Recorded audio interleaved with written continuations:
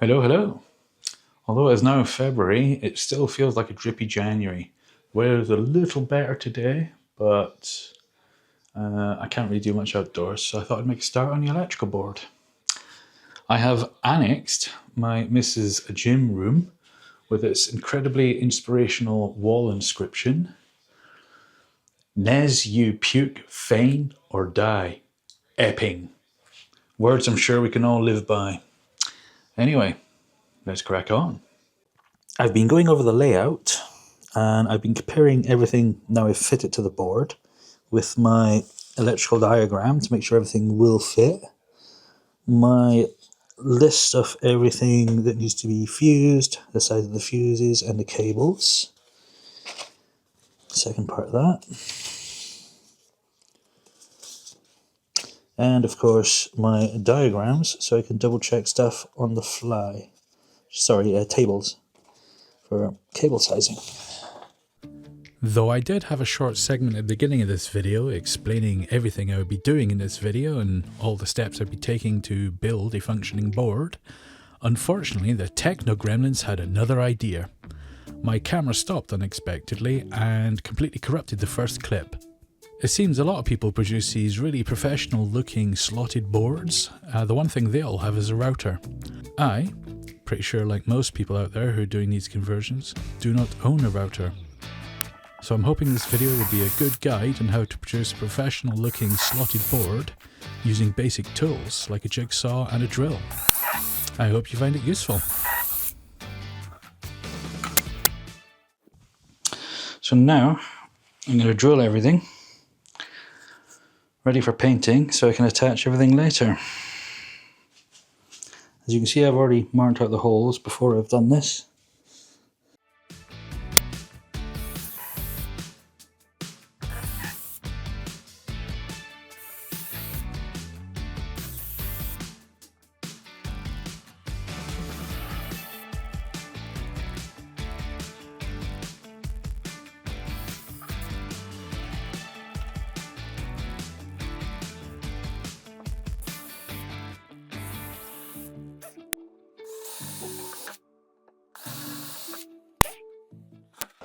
So the only thing I got to do now, once I've secured this in place, is take the front of the consumer unit and mark that out. I've also got to do these big holes because the bolts go through the switch, through the back of the board, so I need to bigger than all the rest of the holes that are just taking screws. I'm going to just pilot them with a small drill.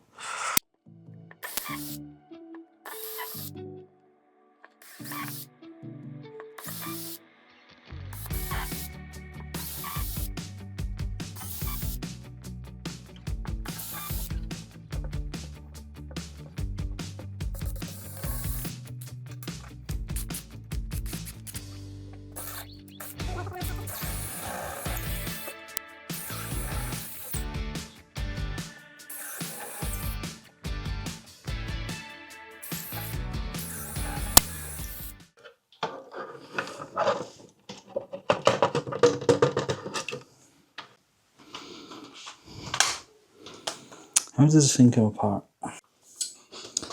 There we go.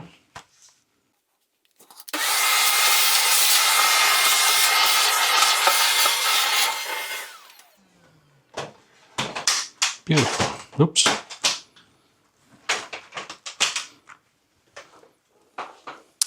Beautiful.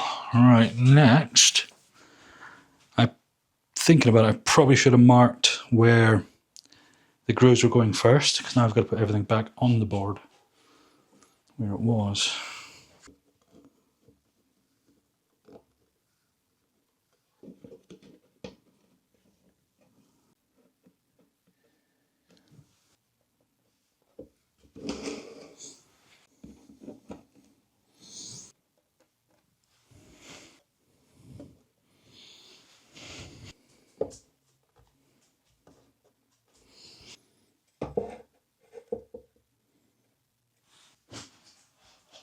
And that's everything that's going to need lines. Alright, now I'm going to figure out where all my cables are going through the back of the board, and I'm going to mark and cut slots. These are going to go down there, these are going to go down there. I might just stick a hole there for that one. Yeah, that cable's been slightly thicker than that one. So more or less in the middle. That one's also higher up, so I'll go slightly over this side.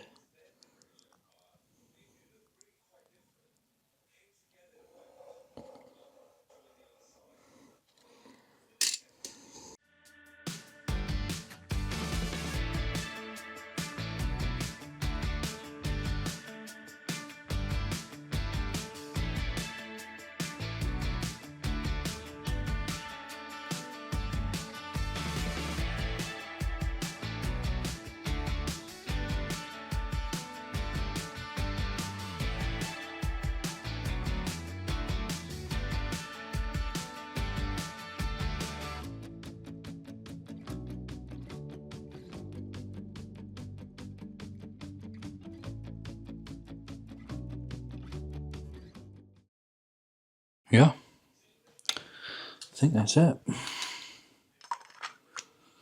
Let's take them all back off, start drilling.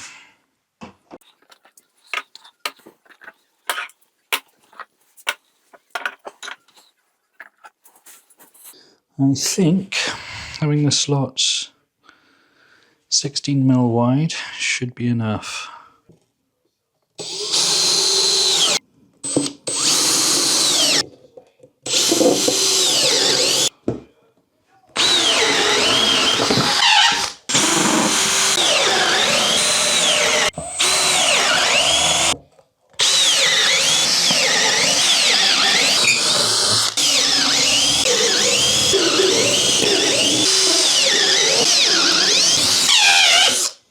I think that's it. Just going to mark the lines I got to cut with the jigsaw now.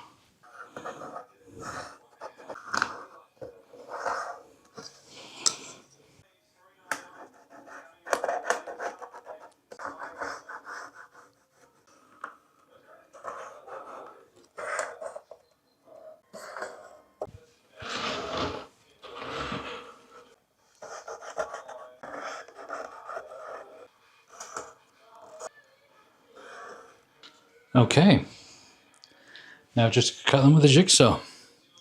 Right, I'm actually going to try cutting this with a metal blade first, just to see how that works, because it will do a much finer cut.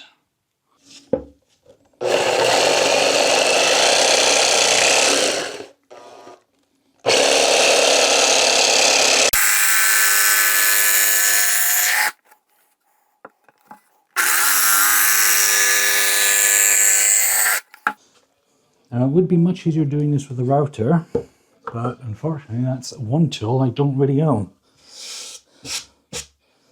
However, that turned out alright, to be fair. I'm actually fairly happy with that. The metal blade and the jigsaw is working really well.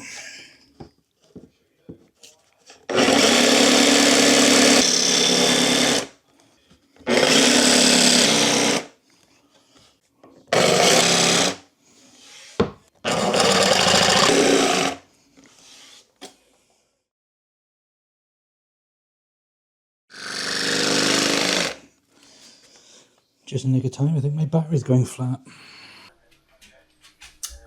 Just give it a little TLC now.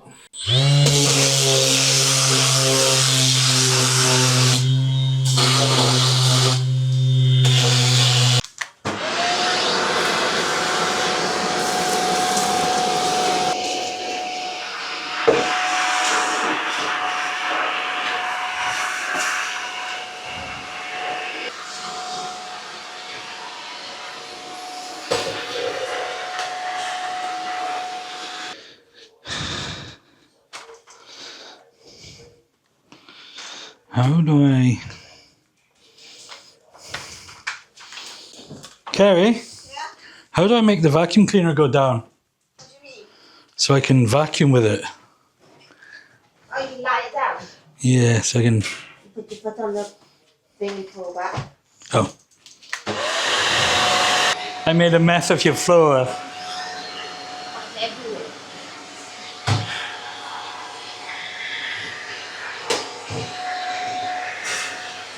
Just a bit. Sorry.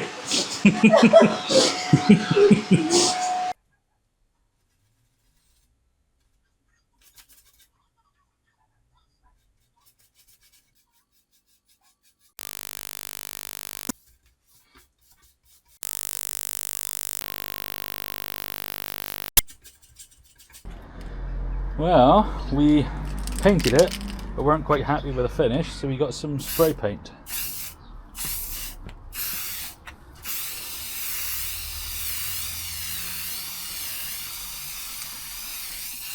Oh God. I would stand to that side actually. Suppose we could get away with doing a thicker layer and just A leaving little it. bit there.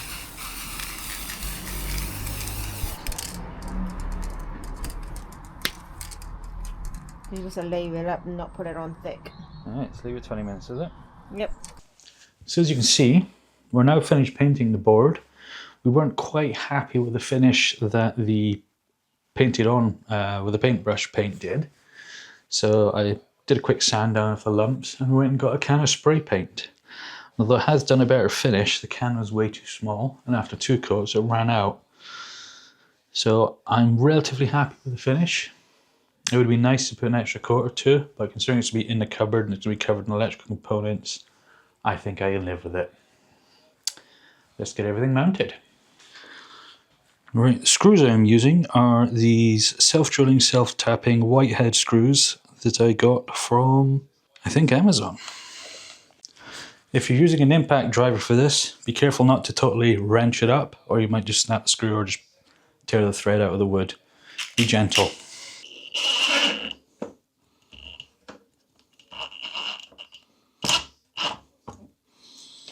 I use an impact driver for a living, so I'm kind of used to torquing stuff up appropriately. If you're not, you may want to do this by hand.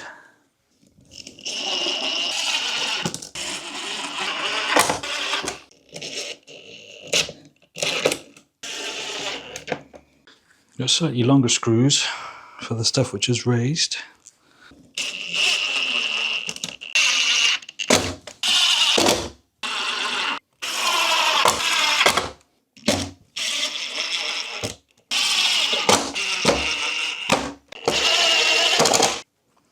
Key for these ones is put it in loose, then push the unit down so it's sitting flush.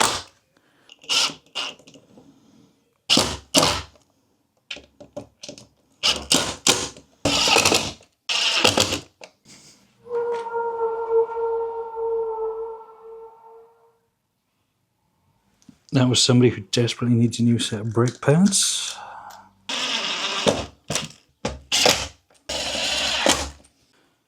Right, the only thing I haven't mounted is these switches, because they have bolts that go through and then bolt on from the back.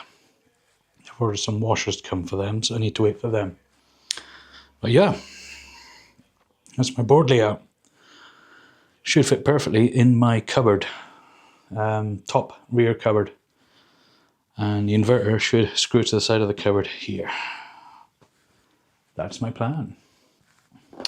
For those who are a little bit more astute, you may have noticed that I've mounted this upside down. Something had to go wrong, I suppose.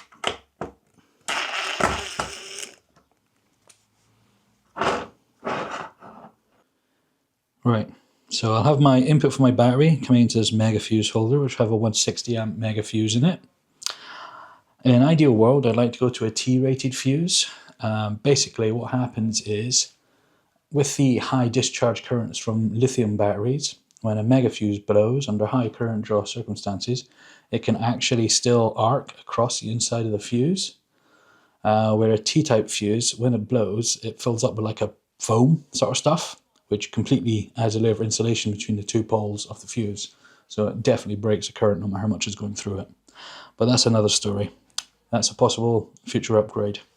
So it goes from the mega fuse to the isolator, from the isolator to this 4-way distributor.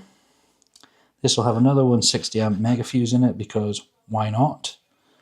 Off the first terminal is our cable going to our 30 amp smart battery to battery charger. That'll be 16mm cable, and I'll have a 40 amp fuse in here, a MIDI fuse, and I have a 60 amp fuse on the van side. I believe my van has a customer connection point, which is automatically fused with a 60 amp MIDI fuse anyway. So I might just use that, or I might just stick an inline fuse in. We'll see how it goes. The second port will be to my 20 amp main charger, which will come from here into here. This will be 60mm cable, and we'll have a 30 amp MIDI fuse in here. My third port goes to my solar charger, so the cable will go through here, come out here. That will also be 16mm cable, and we'll have a 20 amp MIDI fuse in here. And my fourth one will be my cable for my 1000 watt inverter. This will have a 100 amp MIDI fuse in here, and I have 25mm cable going to the inverter. This will be my neutral bar. Now, one thing I have noticed, there's 2 nuts on each one. I think the theory is you clamp your thing in between the nuts. I don't think that's a great idea. I might clamp them direct to the bar, because tin stainless actually has quite a high resistance compared to conductors like copper. It is actually a resistor, so it generates heat. People who put them higher up in the posts on stainless tend to have heat problems, which can lead to melting insulation, which can then lead to fire. Yeah, this will be my distribution box to other appliances. I will also have a switched panel on the wall, which will control various things like my fridge, my water pump, my lights and my kitchen lights, and my fan. They will be on the switched panel.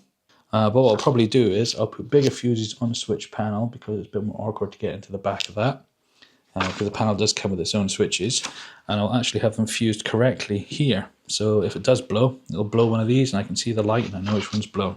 My heater is going to have a separate switch, but will also be fused here. I'm going to be running that in 4mm cable instead of 2.5 like the other low draw appliances, because although the heater only uses about 30 watts, and a lot of people assume that's a 3 amp fuse, on startup with a glow plug, it can use a lot more, like 120 watts. So I really need a 10 amp fuse in that one and 4mm cable. So that'll have a separate switch on the system. I've got another couple of bits and bobs we're going to have here, like USB sockets. There'll be one on top of my cabinet for plugging in a 5G router, so we'll have some internet. And maybe a couple of USB points around the van just for like charging phones and stuff like that. So yeah, that's my basic setup. I will have 240 volt going into here from the external hookup. This has a 10 amp and a 6 amp gang in it. The 10 amp will be going to an internal power point for plugging stuff in. This one will be feeding direct to this plug here, which is for my 20 amp charger for the van. Obviously I've also got a battery charger when I'm driving and a solar from when I'm not. But although it's a 7515, so up to 75 volts, 15 amp solar charger, I've gone from 185 watt panel to a 130 watt panel simply because I couldn't fit the 185 on the roof of my van. I've also got a smart shunt, which will be on the negative side of the battery. So the battery cable will be coming in here. This negative system mains will be going to here. That will allow me to monitor my power draw, power usage, recharge rate, and everything via Bluetooth. Although the battery does have a BMS that does that, this is better. My inverter will be running to a separate power point in the van. Although the inverter does have a pass-through, I think I've explained this previously, where because of the way the inverter works, it will not trip switches. It doesn't have a neutral earth bonding. So where I'm plugged into shore power, for example, this will be earth to the chassis of the van, so this will act like a normal system you'd have in your house. An inverter system is different. It doesn't work that way. Alright, I think that's all for now until I start wiring it up. I'm still waiting a couple of bits to come, like grommets for here. But yeah, I'm just about ready to start wiring it up. Just a quick note as I'm about to do my video editing. I don't know if anybody have ever used one, but an Elgato Stream Deck, what an amazing bit of kit. It's really handy for automating certain functions in your video editor and like cropping audio, stuff like that. I even use it to control my microphone and the settings for it. It's really handy. In fact, I have two of them doing different things. You can put all sorts of profiles into them. But most importantly, on top of video editing, I have a Tamagotchi. How cool is that? Absolute throwback to the 90s. Boop. Didn't like that. Amazing. You need to get one.